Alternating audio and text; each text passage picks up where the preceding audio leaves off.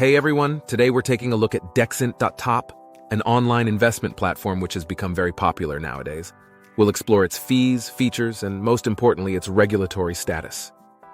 Dexint.top has been around for a few years, offering trading services for various cryptocurrencies/stocks forex. It's important to note that Dexint is an unregulated platform, meaning it doesn't have oversight from financial authorities.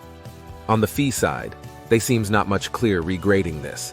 They take fees as they wish. Sometimes when people trying to invest or withdraw money from this platform, they impose fees as they want. Let's talk about their customer support. If you need help, Dexint.top claims they offer multiple customer support channels, though we found their customer support is not much responsive as they claim. Now the most important part, their legitimacy. We found from our investigation that Dexint.top operates as an unregulated platform. This means there's no external oversight to ensure security, transparency, or investor protection. Is there any good side of their company? To be honest, we found nothing good about their company except their professional-looking website. But you should know that it is a web front to deceive people. Report your case to us. You will get the link in this video description. If you have been scammed by this broker already, don't need to be worried. BrokerComplaintAlert.com is here to help you.